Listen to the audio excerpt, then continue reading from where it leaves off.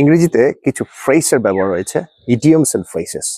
এবং যে ভিউয়ার্স এই ইডিয়মস এন্ড ফ্রেজেস গুলো যদি আপনারা আপনাদের কথোপকথনে ব্যবহার করেন, তাহলে এটা আপনাদের আপনাদের যে কথা বলার যে স্মার্টনেস সেটাকে আরো বাড়াবে। তো আমি আজকে এখানে এই ক্লাসে 5টি ফ্রেজ নিয়ে আলোচনা করব, যে ফ্রেজগুলো সচরাচর আমরা ব্যবহার করতে পারি এবং এগুলো আপনার বলাটাকে আরো সুন্দর করবে। যেমন প্রথমটা হচ্ছে নট মাই কাপ অফ টি।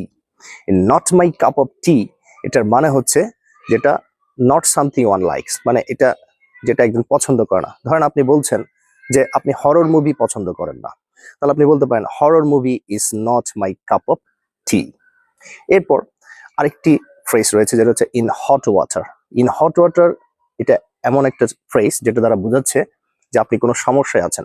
ধরুন কেউ একজন সমস্যায় আছে, আপনি বলতে পারেন যে he is in hot water, he is in hot water. এরপর আরেকটি ফ্রেজ যেটি হচ্ছে let the cat out of the bag. এটার মানে হচ্ছে গোপন কোনো কিছু প্রকাশ করে দেওয়া, অর্থাৎ রিভিল আ সিক্রেট। ধরেন আপনি কারো কোনো গোপন কথা প্রকাশ করেছেন বা কারো কোনো গোপন কথা প্রকাশ হয়ে গিয়েছে, সেক্ষেত্রে এই ফ্রেজটি ইউজ করা যাবে যে let the cat out of the bag. এরপর আরেকটি ফ্রেজ রয়েছে যেটি হচ্ছে অন ক্লাউড নাইন। এই অন ক্লাউড নাইন এটার মানে হচ্ছে এক্সট্রিমলি হ্যাপি, কে একজন অনেক বেশি খুশি, সেক্ষেত্রে আমরা বলতে পারি he is on cloud nine, he is on cloud nine. এরপর লাস্ট ওয়ান যেটি হচ্ছে যে ফ্রেজটা হচ্ছে give someone the cold shoulder.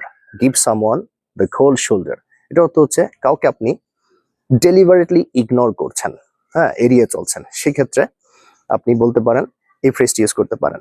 ধরেন কি একজন আপনাকে অ্যাভয়েড করলো, এড়িয়ে গেল, তাহলে আপনি বলতে পারেন she gave me the cold shoulder, she gave me the cold shoulder. তাহলে আমরা এই 5টি ফ্রেজ বিভিন্ন কথোপকথনের ক্ষেত্রে ব্যবহার করতে পারি এবং এগুলো আমরা ব্যবহার করলে আমাদের যে স্মার্টনেস, কথা বলার স্মার্টনেস, সেটা আরো বাড়বে। ধন্যবাদ।